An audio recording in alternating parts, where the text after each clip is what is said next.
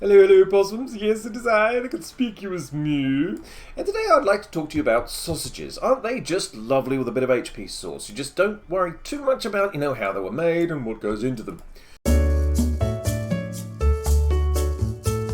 No, I don't really want to talk about sausages, of course, that's just silly. I would like to talk about the gathering and crafting systems in Final Fantasy XIV because I find them rather good. This is a bit of a rabbit hole for me because I wasn't exactly expecting myself to be going down this path. But it does appear that I'm much more fond of crafting than I ever suspected I would be. It has to be said, though, that, I wasn't exactly, let's say, spoilt when it came to crafting options. I mean, World of Warcraft had its moments in crafting, certainly early on, and definitely in Legion, but for the most part, crafting sort of just faded away unless you were making legendary items in Shadowlands. It really wasn't worth your time. So, I went to ESO, and ESO is definitely an awful lot better. You can create a ton of sets, and there's a lot of things to do there. But, the gathering can get mildly frustrating as well, running around in circles, probably following somebody else who's just collecting things in front of you. So, we get to the Final Fantasy one. Now, this has been quite the revelation. I'm currently level 44, and I should be doing my main story quest right now, but I'm not because I simply must keep all of my different professions up to the same level. I mean, obviously. So yeah, I could be halfway through Heaven's Ward at this stage, but I think I've spent more time, gathering and crafting and then selling things on the market board, probably by a factor of 10 to actually doing the game itself. So it's a very pleasurable rabbit hole to be down, to be sure, but I just thought I'd give you an idea of what this is like. I mean, I'm only in the leveling phase at the moment, but yeah, I just wanted to give you a heads up. Incidentally, if you're wondering what this is down there at the bottom, I will let you know what it is. It's very convenient if you're doing multiple professions, I do have to say. Anyway, so you have your standard 3 gathering professions. You've got your botany, you've got your mining, and you've got your fishing. Now, for botany, for example, you just go to the location where you want to get the goods. And this is one of the things I think I've mentioned before with Final Fantasy XIV, is whereby things are in a certain place. If you want mithril ore, then you're going to have to go to southern Thanalan and go right down to the bottom into that southeastern corner, and that's the only place you're going to get it. Also, a little bit differently from other MMOs, it never ever runs out. If you want to, seriously spend a large amount of your time mining 6 billion on mithril ore, you're absolutely fine to do that. There's usually 4 nodes, and when you mine one node, then another node will appear and you'll be able to go around in circles indefinitely for as long as you want. At the moment, I'm collecting a bit of flax because I'm trying to level up my blacksmithing, so I need flax in order to make linseed oil, which apparently is needed in not only some level 30 recipes, but some 40s as well, and that's kind of where I'm at the moment. But then, have a look at all the different things that you can do. I mean, this, for example, is a lush vegetation patch. No worries. Now, you have the options, though, of harvesting all these different things. And there might even be some hidden things, who's just your gathering skill isn't quite high enough. Isn't that an awful lot more interesting and varied? You can pick off some ice shards if you want to.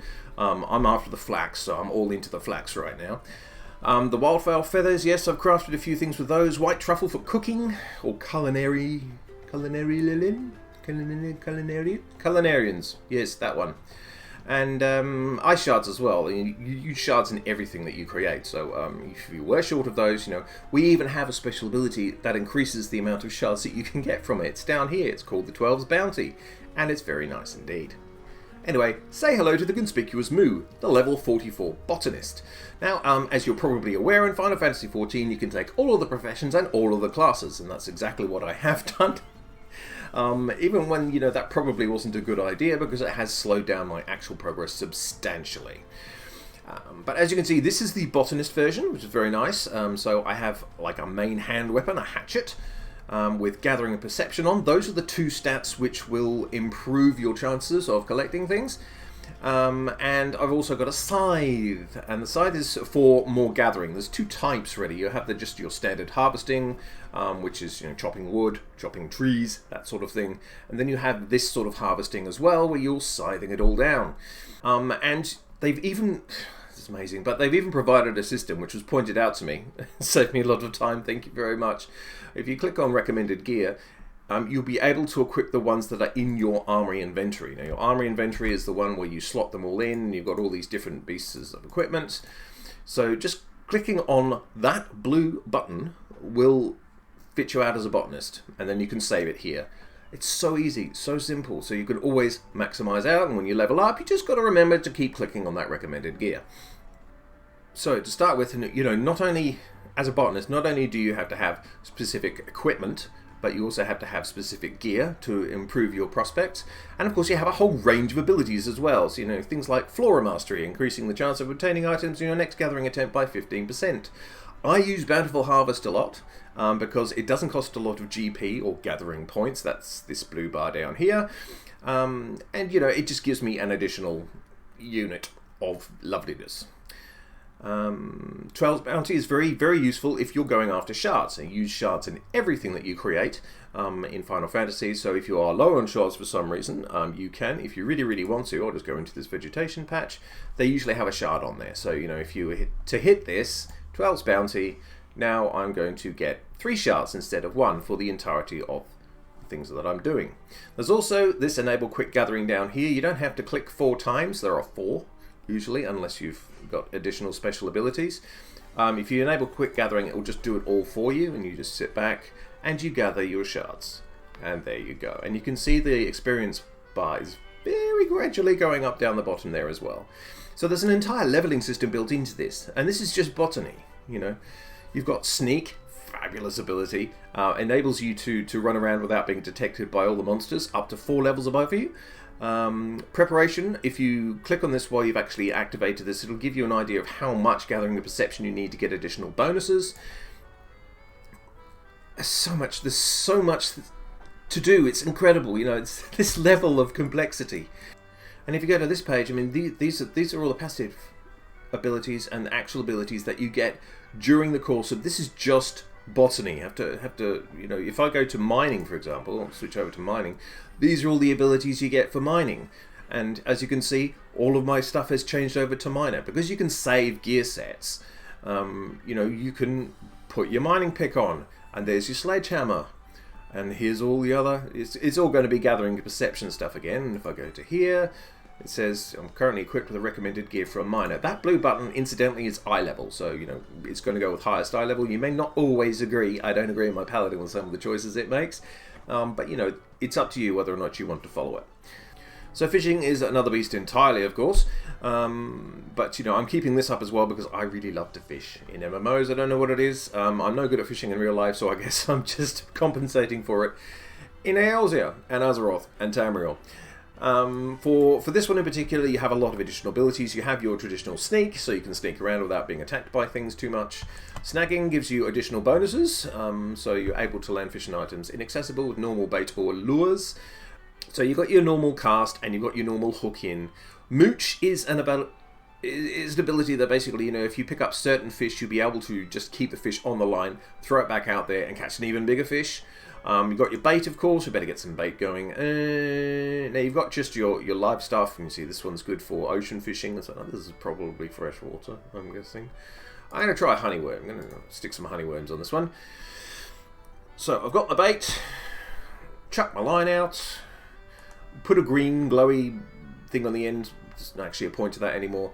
And just wait for the glorious moment where you get a couple of exclamation marks, up to 3 that you get over your head.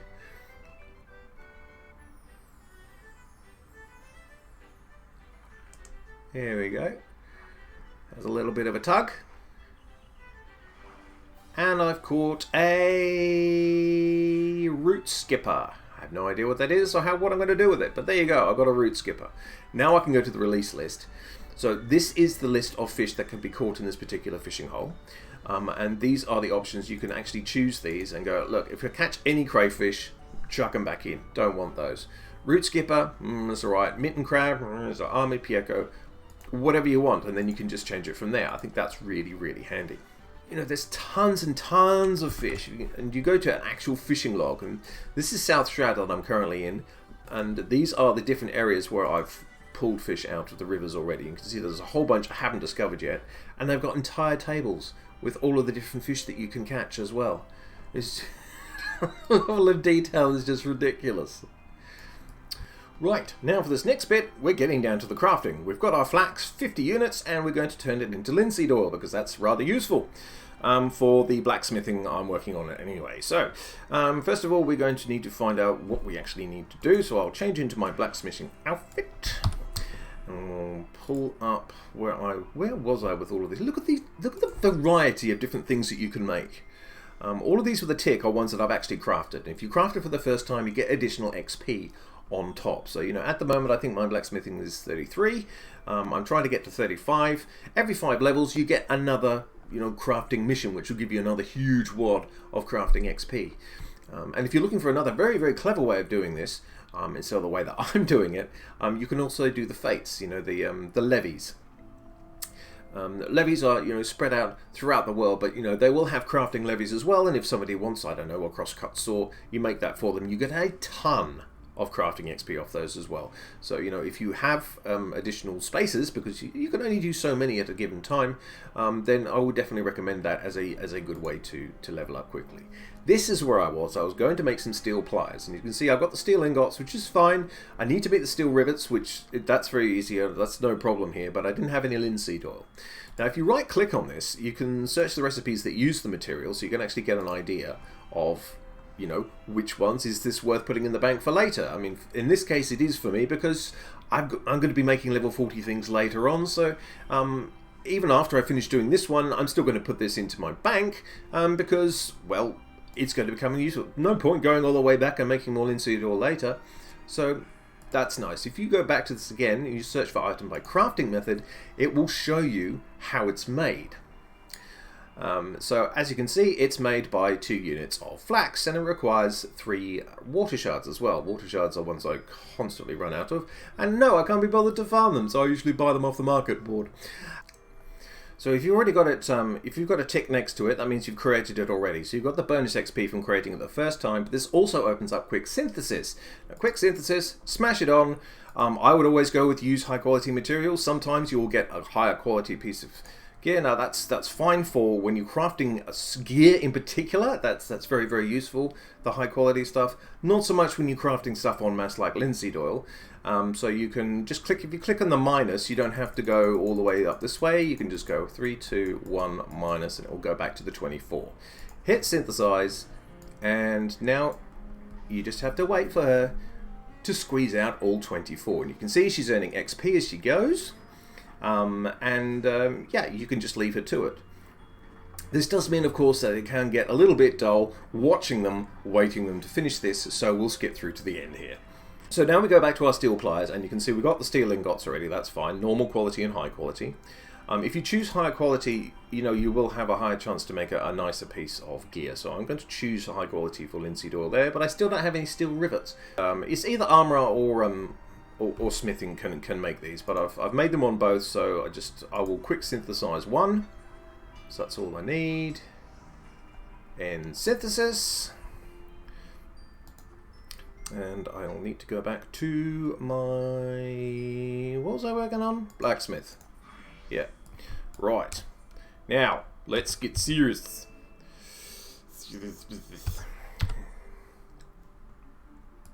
So, I'm back with my blacksmith. I've created my steel rivets, got my linseed oil. We are ready to rock. So, crafting. Piece of piss. I've got all my things. I'm ready to go. I've got my box. It's got lots of steps. It's got durability. It's got condition. There's a 5% chance that when I finish creating this, oh, that's a nice duck, that it will become high quality. But I can change this around. So first of all, I'm going to use inner quiet. I like this. It grants a bonus to control with every increase in quality, because if you go back to here, we're in the crafting mode here, so all of this gear is going to be craftsmanship and control. As you can see, some of it needs repairing too.